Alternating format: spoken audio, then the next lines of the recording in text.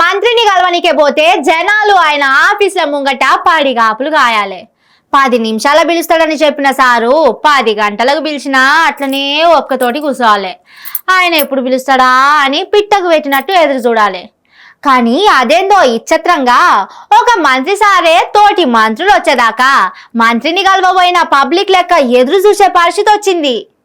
సరే, ఇంతకు ఎవలా మంత్రి ఏందా కథన్నది హర్చుకుందాం పర్రి. పాపం వ్యవసాయ మంత్రి తుమ్మల సార్కు ఏం కష్టం వచ్చింది. మంత్రి అన్నప్పుడు టైం కు పోతే ఇలువే ఉంటది.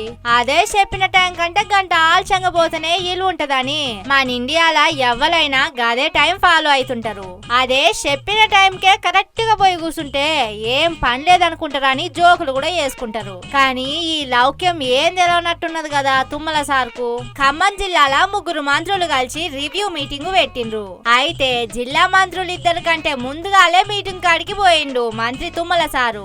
ఆయన పోయే వరకు ఒక్క ఆఫీసర్ అన్నుంటే ఒట్టు ఇవాళ మీటింగ్ ఉన్నది నిజమేనా, నేను టైంకే వచ్చిన్నా అని తుమ్మల సారే పరిశాన్ అయి గడియారంలో టైం చూసుకొని ఫోన్ డేట్ చూసుకున్నాడట. సారు పోయే వరకు పురుగు కనబడితే ఒట్టు స్టేజ్ అంతా ఖాళీగా ఉన్నది. పనోళ్ళు తప్ప పెద్దోళ్ళు ఎవ్వరు కనిపించలే. మన సర్కారు ప్రోగ్రాం అంటే 10ంటికి ఉంటే 12ంటికి వస్తారు కదా అని ఆఫీసర్లు కూడా టైంకి రానట్టుర్రు. అద్వార్థంగా ఏం చెయ్యాలే అని తుమ్మల సారు దిక్కులు చూసుకుంటూనే ఉన్నాడు.